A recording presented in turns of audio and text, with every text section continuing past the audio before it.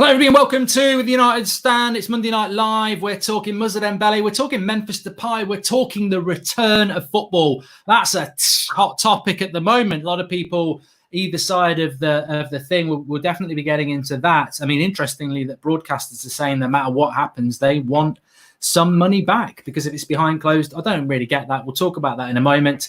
But let's start off with Moussa Dembele. The transfer is on. Now, anybody who was watching about 3 weeks ago, there was a story about Manchester United saying that they were looking at a striker in March, and they may still be looking at that striker, but they were definitely looking at a striker in March, and they were looking at Ighalo going back. Now, my prediction was that it was Moussa Dembele of Lyon, and I still think it's Moussa Dembele of Lyon. And Lyon's president has come out and said that they're not very happy, Lyon. I didn't know this, ignorant of myself. Lyon are not in Europe next season because the French league has finished, and it finished with Lyon in 7th place. So they don't have European football. And the president has said players who are programmed to play in Europe may not want to stay with us next season. And no Europe may well mean no Memphis Depay, no Moussa Dembele. What's your thoughts on this, Flex? First of all, Moussa Dembele as a striker as opposed to keeping an Ighalo. Yeah, it's interesting. It's definitely a different type to Ighalo, but also a slightly different type to Martial as well. So in that sense, it can work. The thing for me is that the Ighalo thing for him to stay made sense. I know there's obviously the news coming out now that Shanghai are going to want 20 million because they basically expect him back in July, which is a different complexity. But to get players to come and play second fiddle is difficult. More importantly, to get good players to come and play second fiddle. So I was saying this the other day. It's almost like Ighalo is like a good fit for somebody who is a mixture between they're quite good, but are going to accept the role of, well, mate, when Martial's injured and Greenwood's not quite up to it, you can play, against Derby or against Bruges or whatever. He's perfect for that. And he's a good mix between having ability and accepting that role. The higher level you go up ability-wise, the less likely they're going to be to accept bench time. Do you know what I mean? So Moussa Dembele, yes. Is it an upgrade going to Manchester United from Lyon? Yes, of course it is. But we could only be in the Europa League, which is one thing. All right, cool. But more so than that, is he going to play often? Unless there's a real shift in emphasis, and it all depends on the Sancho deal.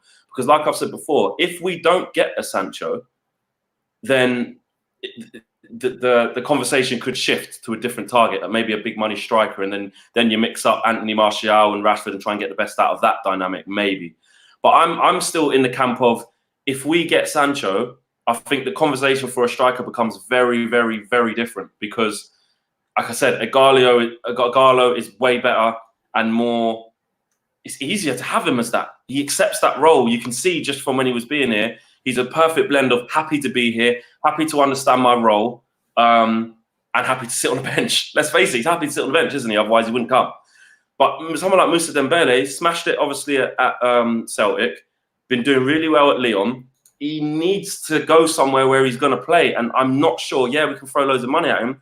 I'm not so sure that Solskjaer would be able to guarantee him getting in ahead of Martial if we get Sancho, or maybe if we don't get Sancho. So I think it's quite a complex deal. And it'd be quite a lot of money just to have someone sitting there. But saying that, we do need depth and we want great players in all positions. So I don't always buy into that argument. City have 2 players in every single position. So for me, difficult deal to be done if we get Sancho for sure. If we don't get Sancho, it could be interesting how that plays out. And especially if Ighalo does have to go back, because the conversation is Ighalo worth 20 million?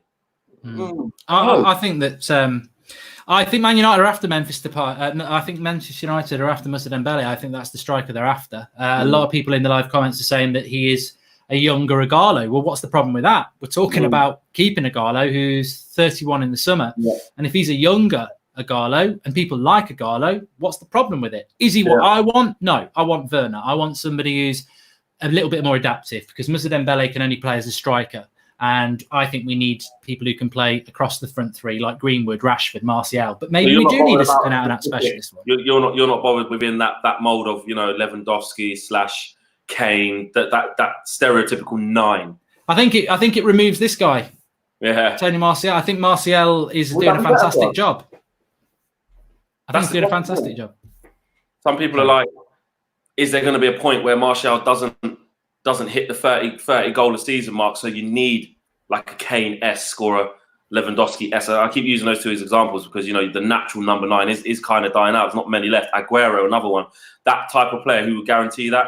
But I'm with you in terms of a fluid front three. That's the way that the game's going. It's the fast type interchanging football that Oli wants to get us playing. You would imagine going for the likes of Sancho would suggest that. You know, that's a very fluid front three of Martial, Rashford and Sancho, if that was one. So, yeah, I think that need or Raul Jimenez or something. I don't really think United are looking to go down that route. No, Ian Barron says it's his wedding anniversary and wife's birthday today. We got married on her birthday 10 years ago. Congratulations. Wow. Hope you have a good time. Only Luck has made a contribution. He says, why not Memphis back? I mean, look, just expand this. I want to talk about football coming back. That's why Flex is on the show tonight. But in relation to this situation, this is what I was talking about a month ago, that there will be clubs out there who are big clubs who traditionally Lyon can say, we want 60 million for Dembele. We want 60 million for this. We want 60 million for that. I said this a month ago. A lot of people have said it. This is the reality. There's clubs out there who are going to have to sell cheap because they're financially screwed. The French league has stopped. That's a lot of money they're not going to get from TV money. Lyon are not in the Champions League or the Europa League. That's a lot of money they're not going to get from that. If they think Moussa Dembele or Memphis Depay was worth 70 million in March, they're probably worth a lot less than that now, and they will have to cash in. So, look, Moussa Dembele, to me, I would agree. He's probably a little bit like Ighalo. So why wouldn't you go for him? Why would you spend 20 million on 31-year-old Ighalo when you could spend 40 million on 23-year-old Moussa Dembele? It's a no-brainer for me. As for Memphis Depay, it's interesting. Memphis Depay, we've got first refusal or something like that. He doesn't necessarily, I don't think we would go for him, and I don't think he'd want to come to us.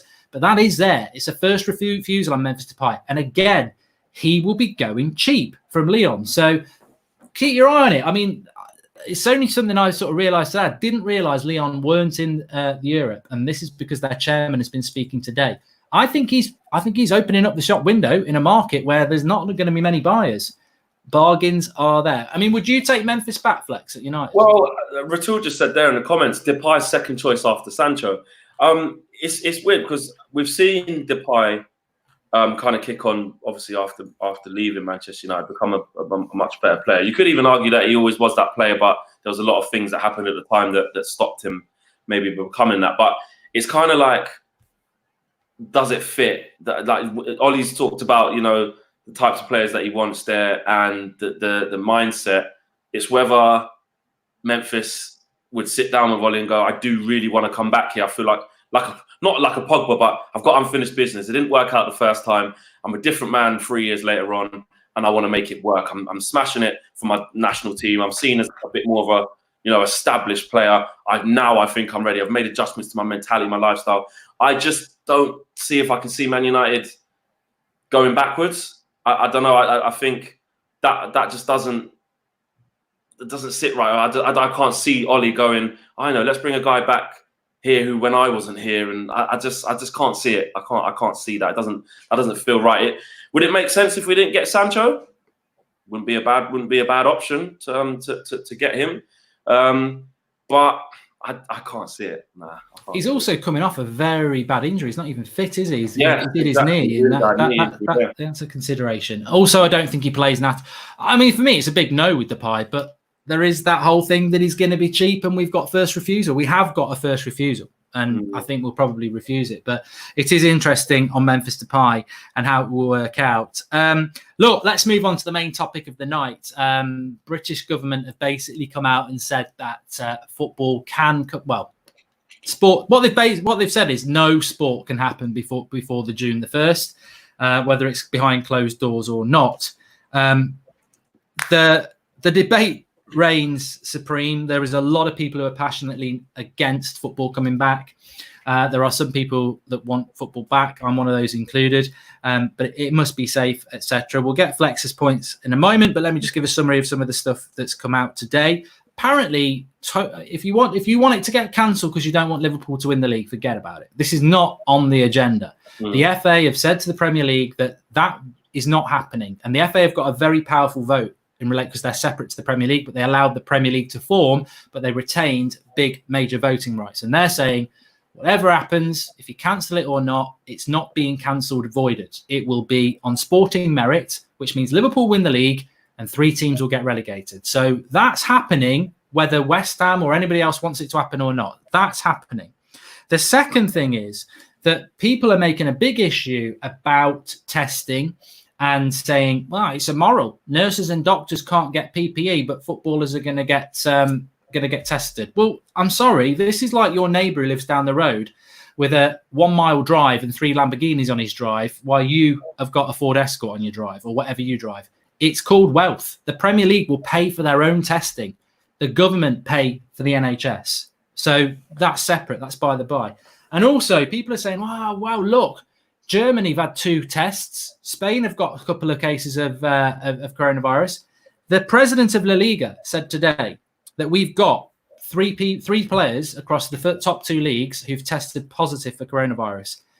He didn't say it was a positive, but he said, actually, we're quite encouraged by that because we expected 25 in the first round. To have under 5, this is good news.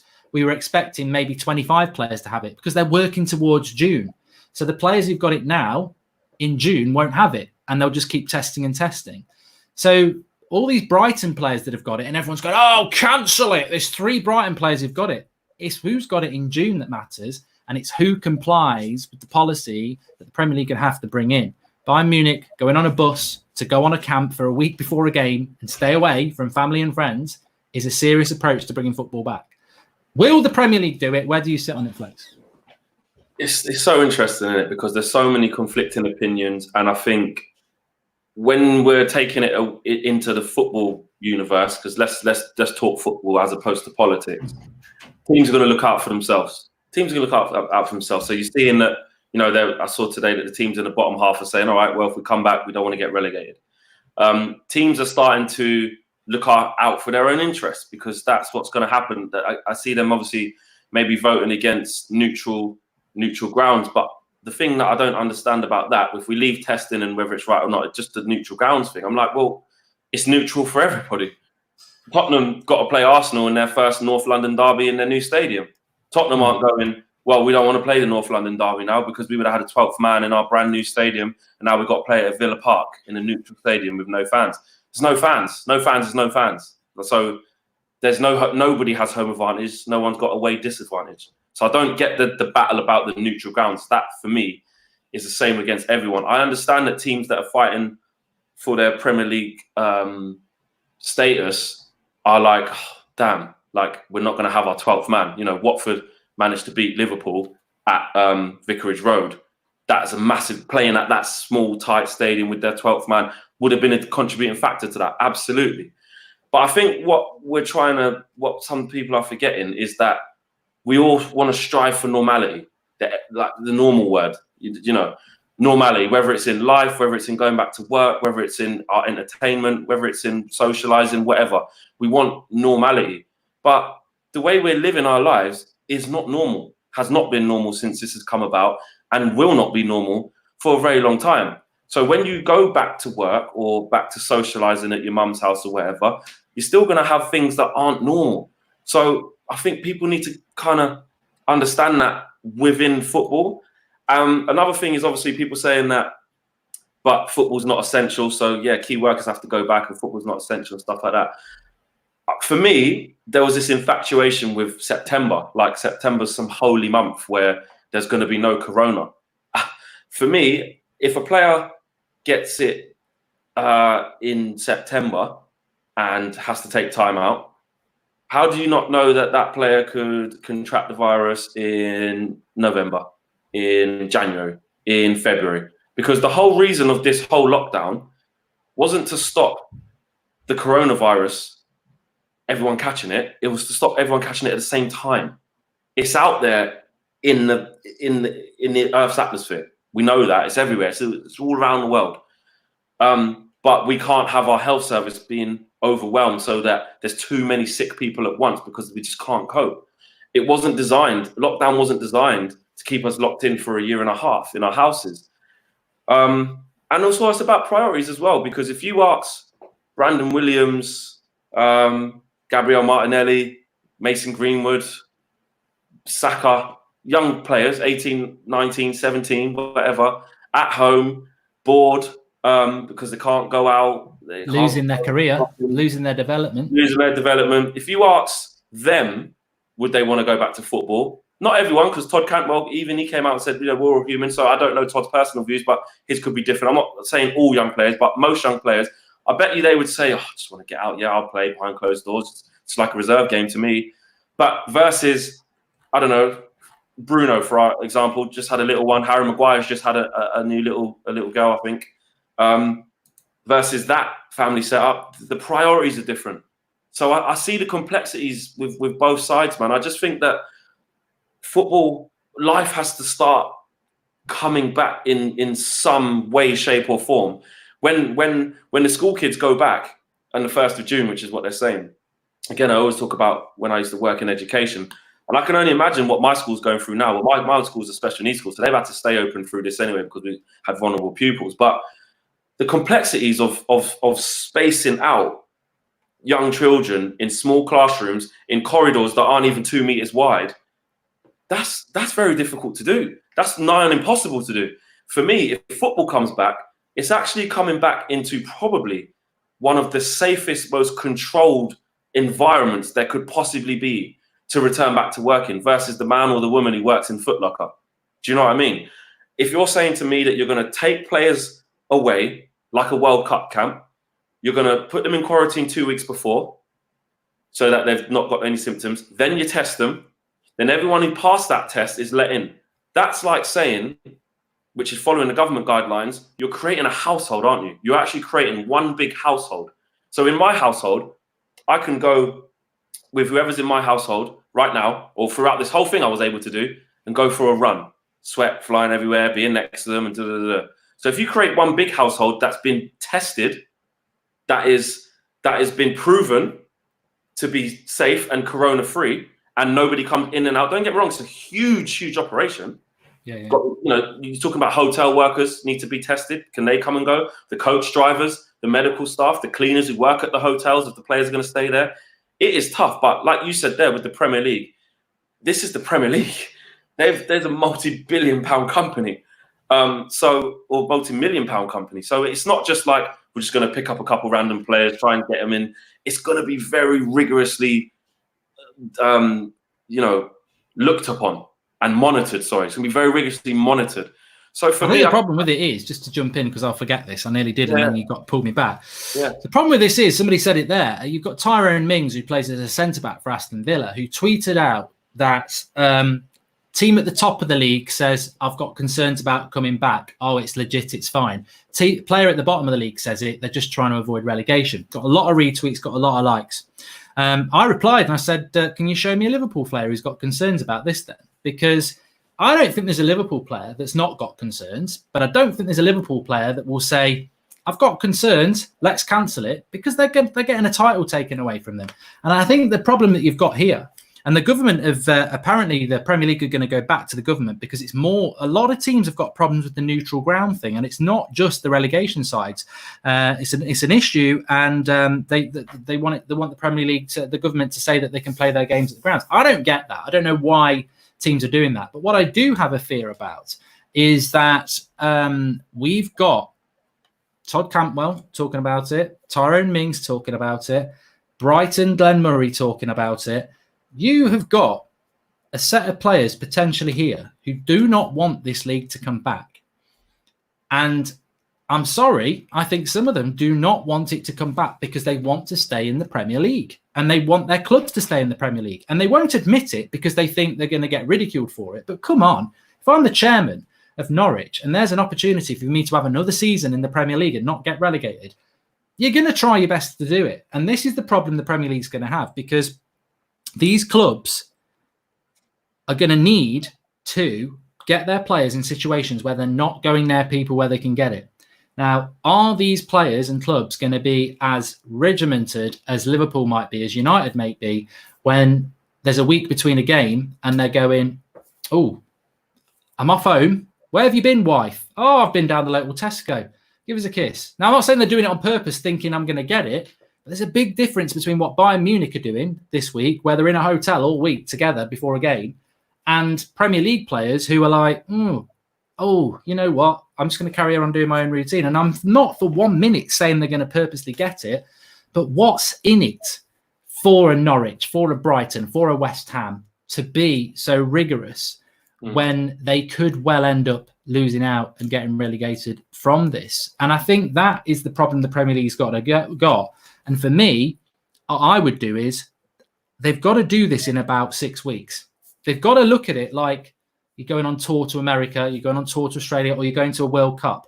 A lot of these players won't go to a World Cup or a Euros because not everybody's an international, but they can experience something unique in a horrible situation. They should all be put into hotels for 6 weeks. You know, maybe they can see their family and their family, but they've got to be tested before they come in and see them. And it's only short little things. Because if you don't do that, and they are allowed to go to training in the morning and go home and see friends and stuff, there's a massive risk that they're going to pick it up from some. There's not a massive risk that everyone's going to pick it up, but out of however many Premier League players you've got, of which there's hundreds, somebody somewhere is going to get it. And then when they've got it, it's like, oh, we can't play for 2 weeks now, you know, and it might end up benefiting a team in that situation. So I think the Premier League have got to put their foot down on this and say, look, you're all going into hotels for 6 weeks. You're going to be tested when you go in the hotel. You're going to be tested before the game. And you're not, you know, ultimately, like you just said there, people are saying it's unsafe. If Manchester United Football Club go into a hotel on a Monday and test and no one's got it, and you test them on the Friday before the game and no one's got it, and you test them on the Saturday morning before the game and no one's got it, they haven't got it when they're playing the game. And if the opposition do it, they haven't got it either. And then you test them after the game, they shouldn't even have it. So that's the way to do it for me. But it's getting teams on board. And unfortunately, this is my opinion, there are clubs now and players of those clubs who are actually, you know, this wouldn't be too bad for us if this gets cancelled. And that's the sad thing, because it was meant to be the other way. And it is the other way. The Premier League want it back for money. I want it back for money because I know Manchester United ain't signing Jadon Sancho if this league doesn't get completed. So I want it back for that reason. But now we've got the other side of the coin where they don't want it back for money. And that's very sad, because you get a situation whereby this sad situation of people dying and being ill is now from both sides being used for money. And it's difficult because yesterday afternoon, I got into a bit of an argument yesterday morning on Twitter. And then yesterday afternoon, yesterday afternoon, as you know, my coach as a kid died of coronavirus about a month ago. And all the lads did a video. And I said, I'll edit it together. And I've been putting it off. And yesterday afternoon, I sat and edited it. And, you know, some of the lads were crying. And I had to put it all together, edit it, put it together, watched it back, happy with it, sent it off to my mate, and it was his dad. And at the end of it, even knowing what this virus has done, it didn't change. I sat there and went, has this horrible thing I've had to do changed my opinion on wanting football back? No, because it's not about that. It's not about being insensitive to people dying. It's about trying to get back and do things in a different way. And that's just where I'm at with it. I think what it is right. Look, again, I don't want to get too political because we're not a politics channel. We're a football fan channel. But the Prime Minister said it today, which is one of the things I do agree with him on, is that you cannot eliminate all risk. The first time we step out of our house, whether it's June the 1st, whether it's July the 1st because the hairdressers and salons are back open again, whether it's January the 1st, there will be risk. People will be nervous. You don't think that there's going to be parents that are scared to send their 5-year-olds, 4-year-olds in reception because the government said it's okay to on June the 1st. There's going to be a lot of parents who go, I'll keep you out. I'll keep you home. I'll keep you home. I don't feel comfortable with you going out of there. And I think that's where this is where I wouldn't hammer either side of the opinion, because I understand that, again, people's priorities or people's What do you say to this then? Cress Welsing says it's extremely selfish to want football back now in any capacity. I don't 100% agree with that, because if you're saying that people are starting to go back to work in a lot of forms of life, well, that's their job. So really, you could say, you could flip it, and this is just playing devil's advocate. You could flip it and saying, well, then you're discriminating against the footballers, saying that everyone else is starting to come back with adjustments. We're not asking them to come back into normal circumstances or the same game. 75,000 people in Old Trafford, media press conferences there, appearances there, do this, do that. It's a very, very, very different football they'll be coming back into, and a very different controlled football to come back to. And I touch on... Well, people as well in live comments are going, we're going to have a second wave. There's going to be a second wave. So what's that? What what are you, Mystic Meg? Like you can't do it on a. What did Boris say yesterday? We're monitoring this every day. If it goes up, it ain't coming back. So I was literally talking about this today, actually, about people that are adamant. And look, there's opinion is opinion. So I think if we're easing up on this, I think there could be a spike. I've seen people type in, well, that's it. There's 100% going to be another spike, and in 3 months, we're all going to be ruined. When at the end of the day, you don't know that. How do we not know that there's a lot of things that this kind of is, and it sounds awful because it is about lives, but sometimes, my mum always taught me as well, that sometimes you have to think and take the emotion out of things, only to be able to give yourself a clear enough mind to navigate your way out of a situation. Because sometimes when you think emotionally, you don't always make the correct decision because you don't think logically, you think with your heart. And I think, and that is absolutely the right thing to do at times, because people are losing their lives. But I think sometimes we get so caught up in that we don't actually realize or remember that because this is unprecedented, like we keep hearing all the time, technically, is there a real right or wrong answer? It's trial and error. You kind of have to turn that valve and maybe see what happens. Maybe turn that valve back again. You kind of have to try this and then maybe try that and then see what happens, because that's the nature of this virus. We're learning about it every day. We're learning about it after every week, after every month, and we're being guided by the science, which they're saying is happening. Well, if we're going by the science is suggesting that we're continuing to go down in the rate of infection, up in the capacity of beds, which means there's less people in the hospitals. So the science is telling us this. So why all of a sudden would we not follow the science? Now, in June, because it's not now, we're not talking about football coming back tomorrow. In June, again, if the curve went back up by June, then obviously we wouldn't do it.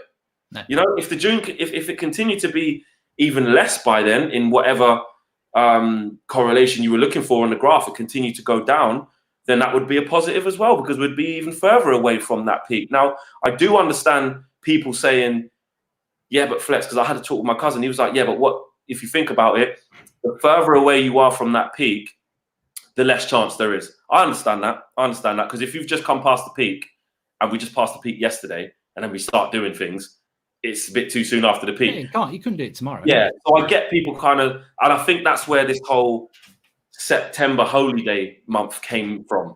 September. Yeah, well, people are living in the now, aren't they? People are living in the now, and they're going, "Oh, how can you do it at the moment? There's still people dying. How can you do this?" Calvin says it's morally wrong to bring football back now. Football should take its place in the society. And I would say, and I don't know what you would say, I would say, why is it morally wrong? Why is it morally wrong? Pubs might be opening in July. It's only a month later. Why is that? Is that morally wrong to go and have a pint in July? But and you know what? I sent out a tweet earlier because I was actually intrigued. I asked myself the question. I didn't really have an answer. And I was like, I sat there and I was like, so there's loads of people who don't want this to return then. So that means that when it returns, the viewing numbers are going to be rock bottom then, through the millions of people who don't support this because it's morally wrong. But then I thought, but I bet that won't be the case. I bet that won't be the case. They will sit and watch it. So they're hypocrites, really. So I'm not trying to... Look, I don't want this to come across as if I'm trying to attack people to say, you're just as bad then because you're watching it. I'm not saying that. I'm just saying it's interesting. It's a very interesting way of looking at it, because if I'll tell you what, then they're not hypocrites, are they? I just want to get in quickly because I just called them hypocrite. They're not. They are technically hypocrites, like you say, because if they're saying it's morally wrong, why does it become morally right for you to watch it in June? Because you're saying it's morally wrong to play in June. The reality is, you're living your opinion in the now, and that's what people who want it back in June are opposed to you, because you're saying it's morally wrong to play it in June, and those who are saying let's bring it back in June are doing it because they're thinking not of the now, they're thinking of the situation in June, which if it's the now, you can't do it. If we're in the same situation now as we are in June, we can't bring it back. But we're predicted that we won't be. That's why everyone's talking about June. And that's why you may be one of those people saying it's morally wrong to bring it back in June. But in June, the situation will be better and you'll sit and watch it. And you won't be a hypocrite. You're just living in the now. And you'll go, oh, actually, I was wrong in the start of May saying it's morally wrong. Things are a lot better than I thought they were going to be. I'm going to sit and watch it. It's it. Look, I'll just put that up on the screen there, Mark, from Connor Brooks. I think it will be great to have football back for the country. For everyone that is worried about footballers' health, this will be so controlled, having tests every day, probably the safest job to have. And it's safer than a doctor's job, isn't it? And this is what I mean. Like, this is just the other side of the argument I was looking at. The person going back to retail who works in Next hasn't got the luxury of the customers all being tested before they come in to find out if there's any COVID coming into the shop. They haven't got the luxury of their fellow colleagues being tested.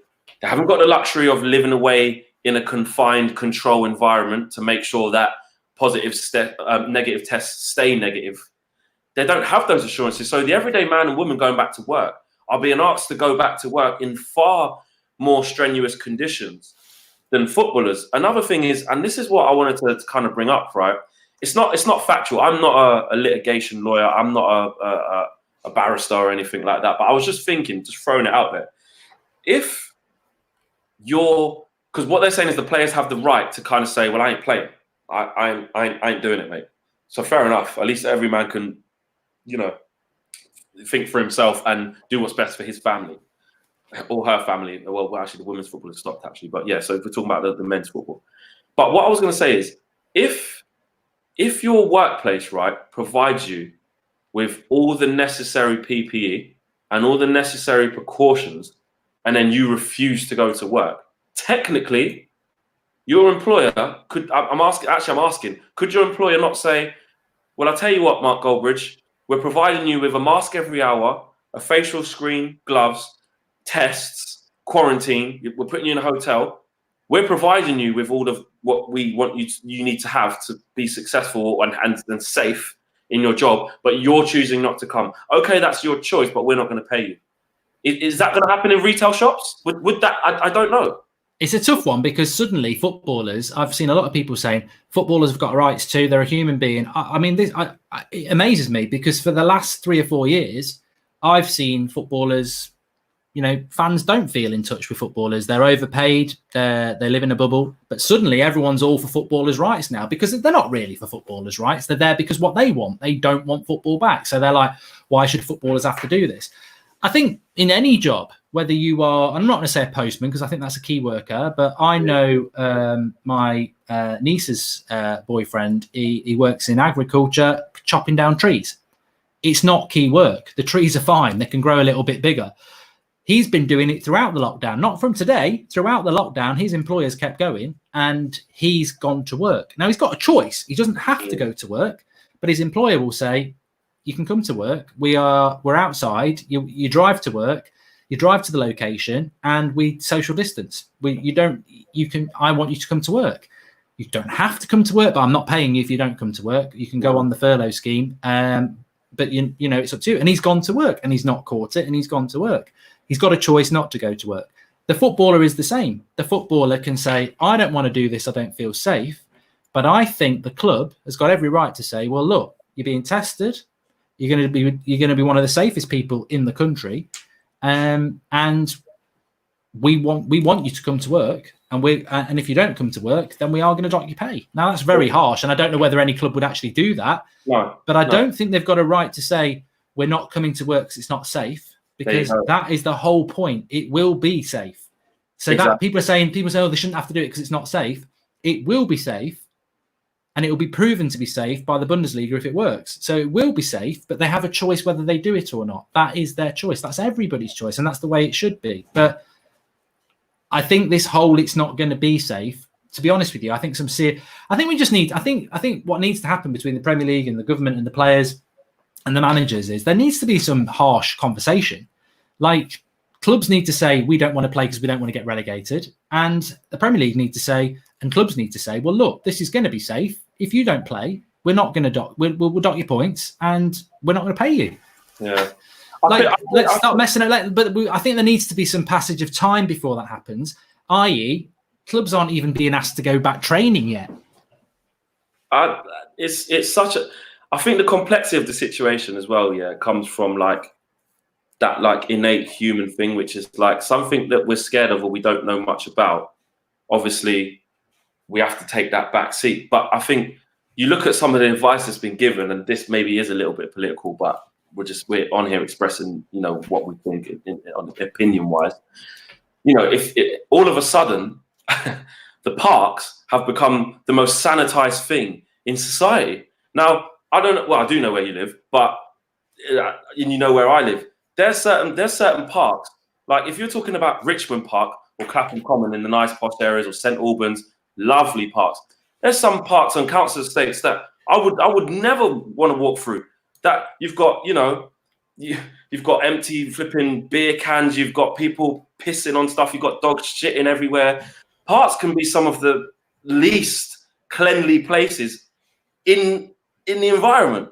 Then they're saying that you can't then go in your mum's garden, only your mum, like only my mum and my sister have been in that garden over the last all of this lockdown. So you're telling me that I can go to a park that everyone's been in, that I don't have any control over who's been where and where's been who or what or where or why, that is safer than being in a more controlled environment where you can monitor who's come in and out. And that's where I think like it's derived from that. I almost think like we don't want to talk about politics, but politics is actually feeding into our perception of what should happen with football, because we're in limbo with a lot of people either misinterpreting the guidelines, not understanding the guidelines, having opinions on the government have failed us, all of that in between.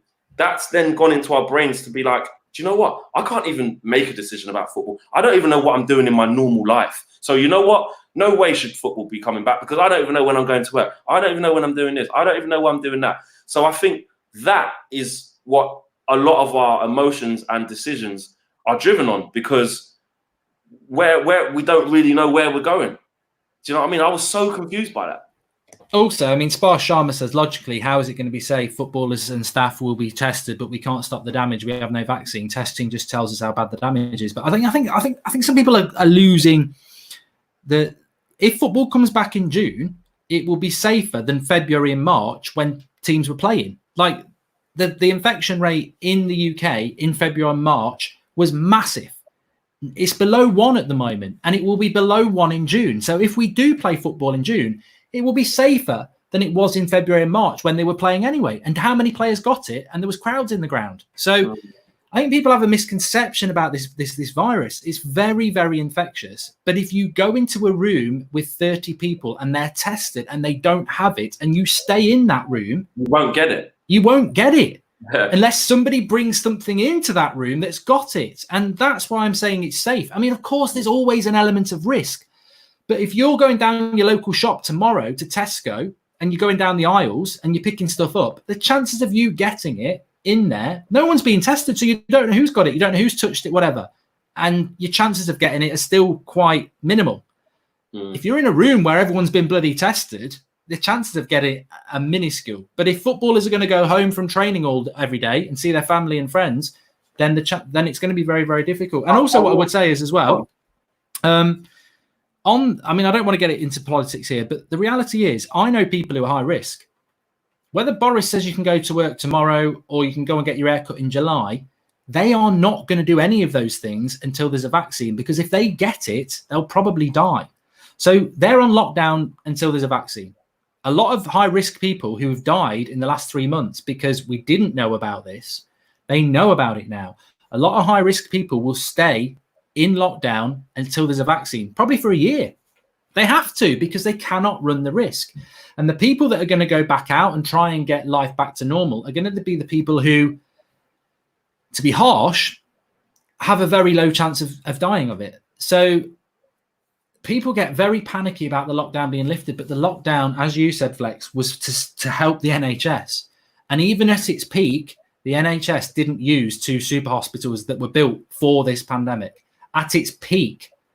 Now, I think we're going to see a second peak. I think in autumn, winter, we will see a second peak because it's the winter. So everybody's talking about bringing football back in September.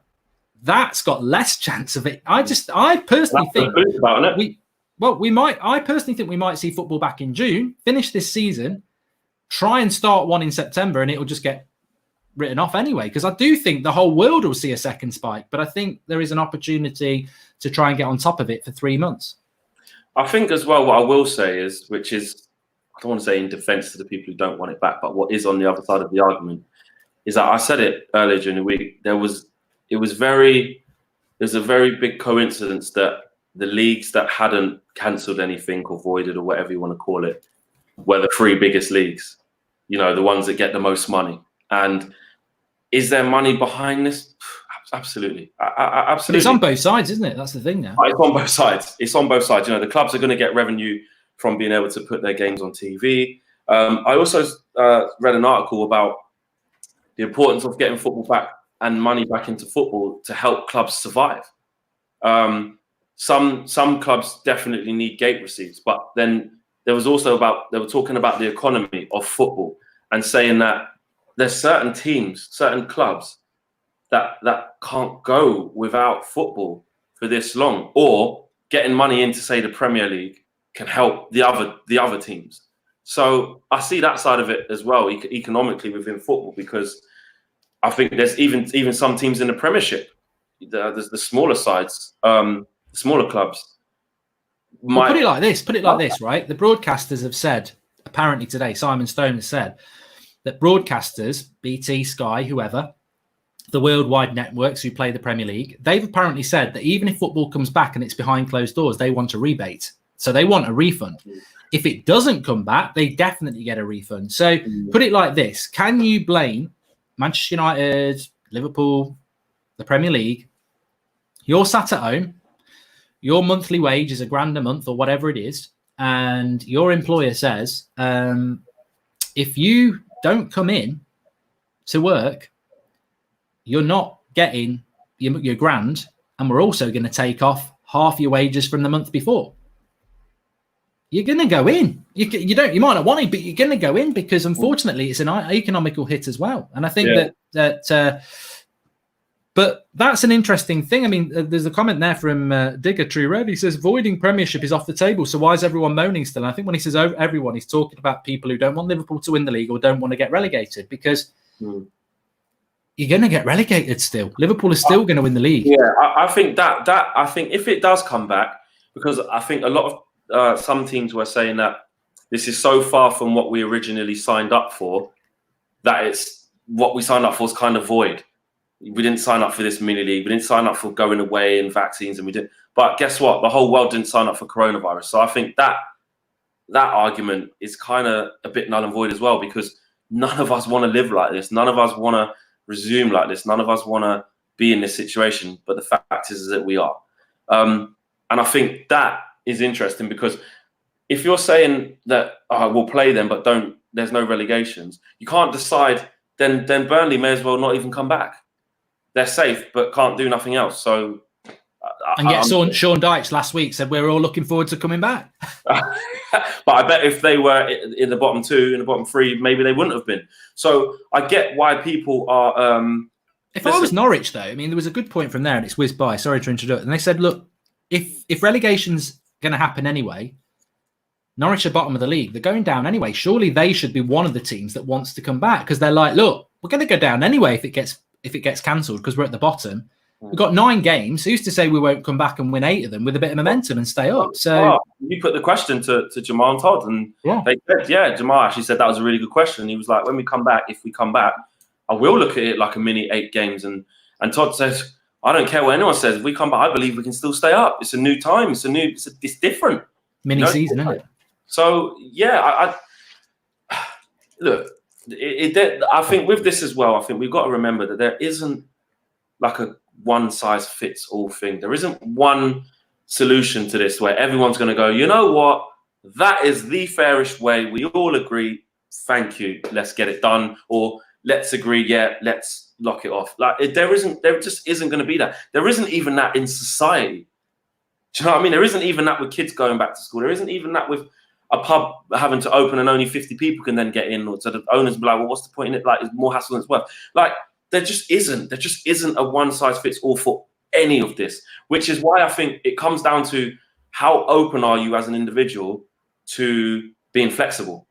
Do you know what I mean? And I think that flexibility, it's like we're all elastic bands, and some are more stretchy than others. It's like some of us are reaching a breaking point way sooner, way quicker than others. And I think it's that lack of flexibility in the way that you perceive this is where the stumbling blocks can come. And we're dealing with human beings. We've all got different opinions. We've all got different priorities, mainly.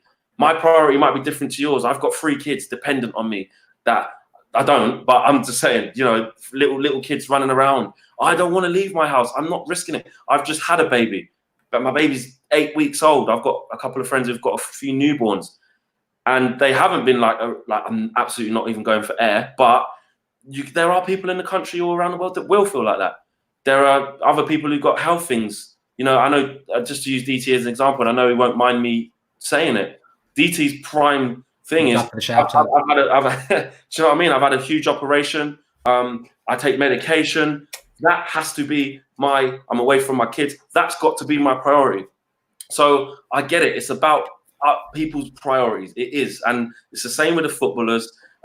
It's also the same with the people who are in control of bringing it back. Their priorities is to get it back, get the cash going. We need to get this bad for the football economy. So I get it. I get both sides, and I get why some people are against and why some people are for. But I just don't like what I wanted to say today is what I was saying to you, Mark, when I was talking earlier on the phone.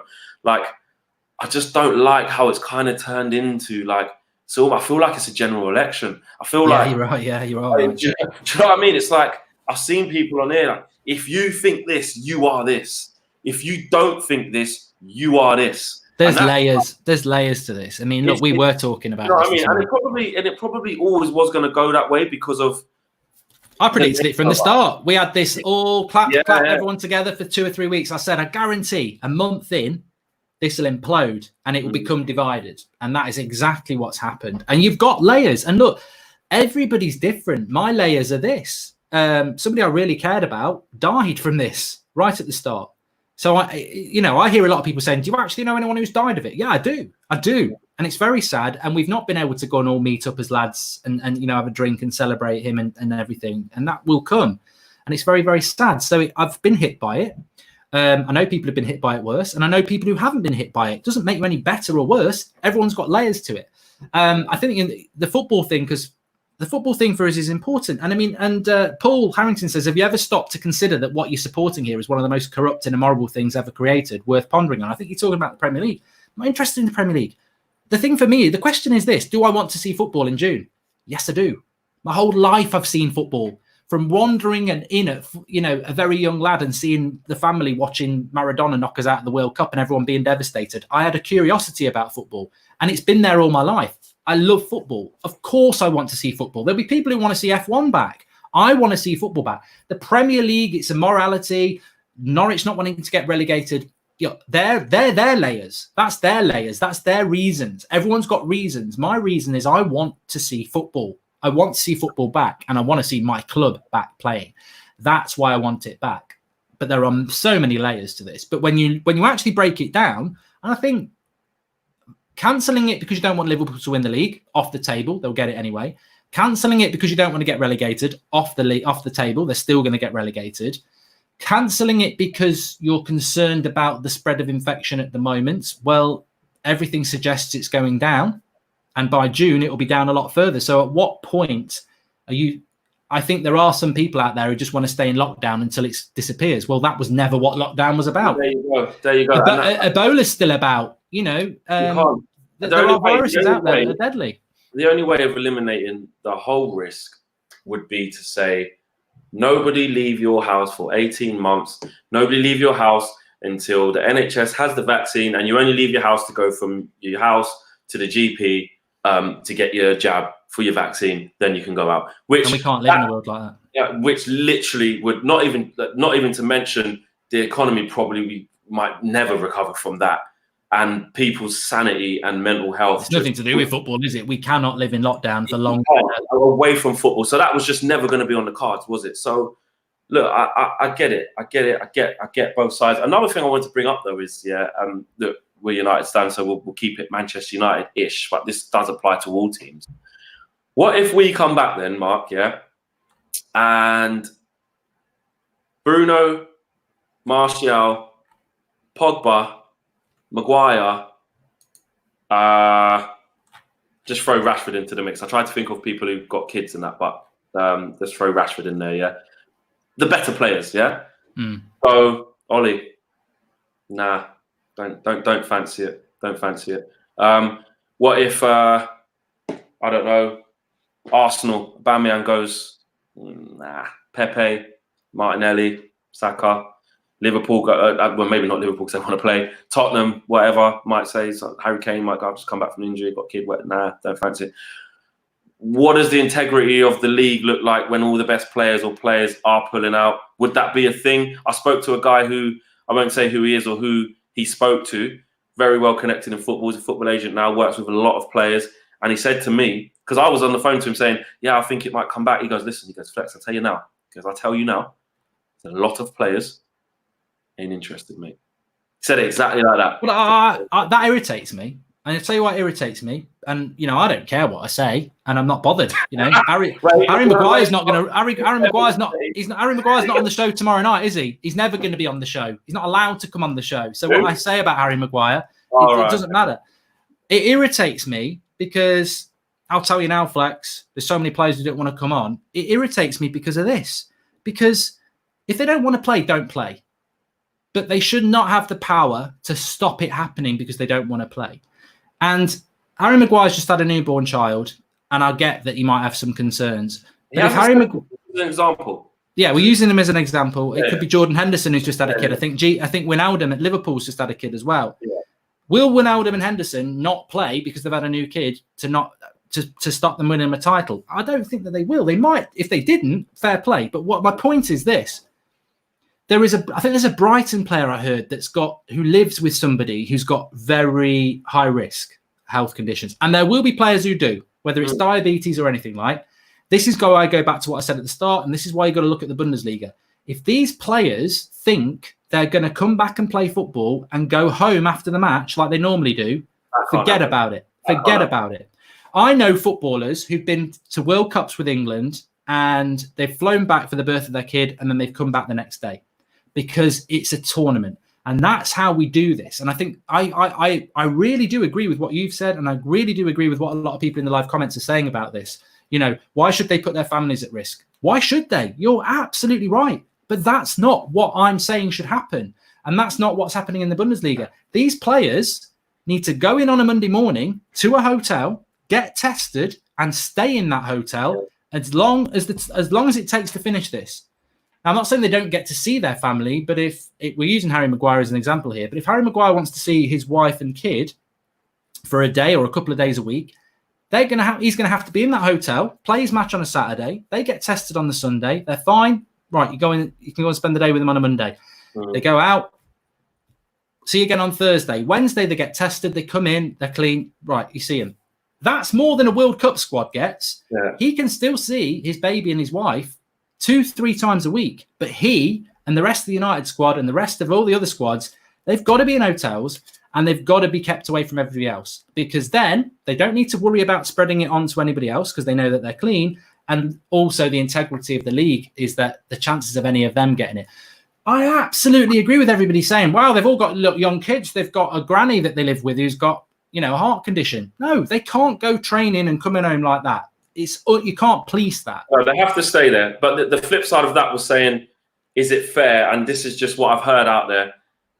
Is it fair to lock them up, make them not, they have to be? Yeah, it is, because they're well-paid footballers, and this is what happens in the World Cup. And they don't complain when they're going on a tour of America, do they?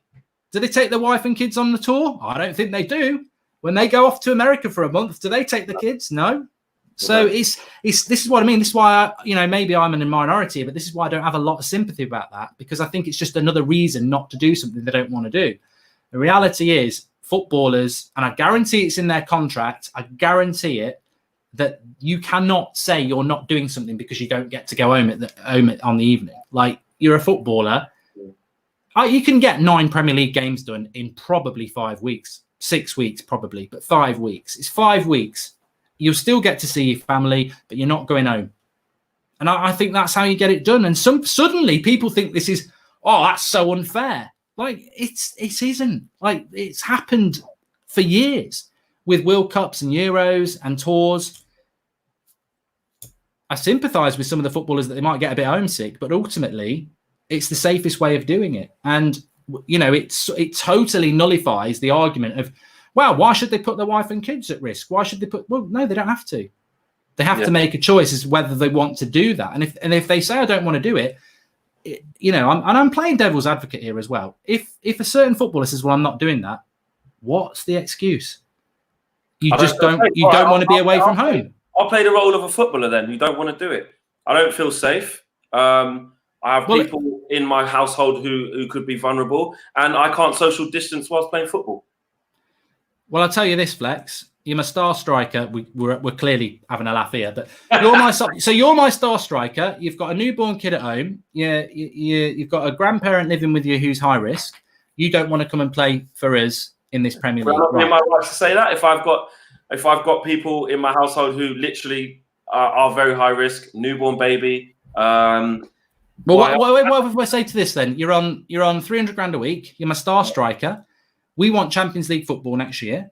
You're telling me you're not going to play in those circumstances, and I'm telling you this. You went to the Euros 2 years ago for England and stayed away from home for 5 weeks. I'm asking you to come into a hotel for 5 weeks with your teammates where you'll be tested, where you won't have the virus because you'll be totally safe. And on top of that, I know you're going to miss your family, who you didn't miss when you went to America last year for a month. But by the by, I know you're going to miss them. But I'll tell you, you can see them for full days, 3 times a week. They'll just need to be tested before they come to see you in the hotel. What is your problem with it? What are you going to do if I get the virus and then I have to self-isolate? What are you going to do if I pass it on to Bruno and he gets the virus and then we can't play for 2 weeks then? But where are you going to get the virus from? What if someone breaks the lockdown rules? What if one of the people at the hotel where we're staying at, because we've got to have cleaners in there, we've got to have a coach driver to take us to the games and stuff. We've got to have club doctors, or we've got to have just hotel staff, anything, delivery man, a DPD man, come to drop off the boots, deliver all the kit. Yeah. He brought coronavirus in there. What? Well, you know what? I cannot guarantee that, but the chances of that happening are going to be ridiculously slim because we're spending millions and millions of pounds, and there will be hotel workers who stay there. And if anybody breaks it down, what if you walk outside tomorrow and you get hit by a cow that's been blown in the air? There's always the chance. If you don't want to play, you don't want to play. I don't know. I was just kind of thinking, why am I on a Monday evening doing role play with Mark Goldberg? You got to have a bit of fun. You can't take. The thing is, there is obviously going to be risk, but we're all living with those risks as well. Ultimately, if they don't want to play, they don't have to play. But I think that I think that to say you don't want to play because you're worried about your family, it will be interesting. I just think it will be so interesting when we all think about our own teams. But if we literally get to a match day and Ollie gets to a presser and says, "Yeah, we haven't got Bruno today. We sat and spoke. He said he didn't fancy it." Well, as a fan base, is everyone going to jump on Bruno's back? Because it won't, and they technically shouldn't. Because although you might agree or not agree with it, he's doing what he thinks is best. I've just thought of a really good reply. When you're saying to me, I'm getting all the tests and you're in the hotel, and then you say to me, well, what if I get it off a letter that comes in? Yeah. What are you doing at home then, Flex? Are you just sat in a sealed box for the last month, or have you been going to the shop, or have you been picking your letters up through the letterbox? Do you mean me, Flex, as a normal person that I need to get the delivery? No, I mean Flex, right? Footballer who decides he's not playing because he just doesn't want to play. Mate, I've got a team who takes care of all my mail for me. I don't have to touch it. Yeah. And your whole family never go anywhere. They just stay inside. They've been going out. Yeah, they've been going out. Yeah. Well, what if they bring it back? We've been doing that in our social, in our household, because we're allowed to do that. But what if they touch something when they're out? We got a lot of hand sanitizer. Yeah, you're just lazy. You're just a bloody lazy. I tell you what, you're on the transfer market. You can get out. But you know what? While we're having a bit of a laugh, and I think having a laugh is important. One thing I realised over the weekend that made me laugh was that I was tweeting my stuff out, and I love the little debates, and obviously you get the few idiots, that's fine. But there was a lot of Chelsea fans really toxic, and I was like, I get it with Norwich, but they're fine. Villa fans, banter. West Ham fans, one or two, but mainly banter. Chelsea fans, vicious. And I was like, why are Chelsea fans attacking me about wanting the league to go ahead? And then I thought, they're already in fourth. If it gets cancelled, they're in the Champions League. But I know they're worried. You know, on a footballing level, they're worried. If it comes back, we've got the momentum and we've got the better team. And do we have momentum anymore? We've been off for 2 months. Well, we've got Rashford and Pogba coming back, and on top of that, we've got a better running than them. So I'd never thought of Chelsea. A lot of Chelsea fans don't want it back, and that's because they're worried. I tell you what, on the topic of let's just do it football wise, how exciting. Let's just act like football was coming back, let's say, and how exciting it would be. You know, Tottenham are going to be in tip-top form, tip-top condition. They've got Harry Kane back. They've got Sissoko back. They got what's the winger's name? Bergwijn back. They got Son back. He went and done his military service in this time because they thought, it'd be like a new mini season, right? Go and do that. So Tottenham could come for us. You know, and I think that would be very interesting to see who has the momentum versus who doesn't. We were in a really good spot there, and we couldn't wait to go. I couldn't wait to get to White Hart Lane to play Tottenham. We would have been. That's 3 points we've lost, isn't it? Really? Certain they were like down on their asses, and now that game's completely different. You know? Oh yeah, we might. It's not 3 points lost because we might beat them, but I think we were definitely going to beat them that Sunday. I think even Tottenham fans said that, and I heard it was not Patrick Davison, the other guy who does Sky anyway, the main guy, and he was saying to Ollie, he interviewed Ollie, he goes, "Yeah, you've only got 1 out of the top 6 left, you know, and you're running very favourable." I'm sure we got Leicester as well. Leicester. Yeah. So we could get third. You know, Chelsea and United could knock Leicester out. You know, Leicester's running's not great, and they might not have the momentum either. But look, I haven't even said it. I forgot to say it. A lot of people have been talking about the T-shirt. Mine's finally come through. Links in the video description. Obviously, got the Bruno ones. Flex has got a different one on. Hold on. That's nice in blue as well. Yeah. My Tony Martial one does actually say the famous lines. He came from France. English press said he had no chance. I like that. Million down the drain. Tony Martial scores again. It says it down there. You can get it in white as well. Very nice. Only 20% off, 25% off discount code for me, or no? Okay, cool. I'll get you one for when you're doing fan cams again. Mate. When the games come back as well, I won't be going, mate. I don't feel no. So there's loads of people who do your job. I'll get anyone to do that. I'll get that guy who sells the scarves to do it. Just all you've got to do is hold a mic. Anyway, look, thanks to Flex for coming on, and thanks everyone for watching. Absolutely, man. That was good, man. I mean, when we said earlier today, I think it'd be good to come on and talk about this stuff. We don't want to get too political, but we are a reflection of what is being spoke about out there. And you know, whether you're on Twitter, Instagram, Facebook, or just talking to your mates on WhatsApp, this is out there. This conversation is out there. So whether you agree with it or disagree with it, it's all one. But just don't shoot people down, man. Just see people have different priorities and different viewpoints, man. I don't care a shit if you don't want football back. It's not going to make me think any less of you. It's your opinion. Just don't tell me my opinion's wrong. I had somebody saying to me today, "Oh, you just want it back because you want the United stand to get more views." And I'm like, no, I'm not really bothered. We could have furloughed the United stand. We could have shut it down and just had money coming in. Well, look at the content they've been shouting out since there's no football. I saw a tweet saying, "Oh yeah, the fan scammers are going to be irrelevant. They're not going to be." We've done some of our best content, to be fair. We're interviewing Premier League players. We're interviewing media people, and we're making some amazing content. So there goes that idea of just because the game stopped, we would just die a slow, painful death. Exactly. I just want it back because I want football back. I want to see the snooker back. I like snooker. You know, in fact, I don't know why snooker's not back. I mean, that is one of the. Because putting your hand on the table a lot. Darts should be back. Yeah. There's a lot of sports that I can't wait to play tennis. Actually, gonna do that probably next week. They're saying we're allowed to do that. So yeah, I think there's a lot of sports that can. Basketball, shooting in the hoop, 1-on-1, whatever. Maybe not 1-on-1, but having some shots and that. So yeah, I kind of look at it as well. So I know we finished off. Just like a bit exciting. Just it's nice to maybe try and get a little bit of normality back, because I keep saying about the word normality, it's very far from coming at. So any little bit of normality that I can take, the way I look at things is I'm happy to dip my toe in the water and see, but I understand that's not the same for everyone, isn't it? Flex and Rant's back tomorrow, isn't it? Flex and Rants tomorrow. Check that out. And also, I've got to keep saying it. Fancy a little bit of a boogie. Even Mark's been on there, even though there's not quite any ABBA. Flex Fridays on the Instagram. Check that out. There you go. Right, I'll be back in the morning with the latest Man United news and transfer news. Have a good evening. Really enjoyed the show. Smash a like on the video, everybody. And remember, it is all about opinion. And as long as you've got yours and you're happy with it, stick with it. Speak to you all soon.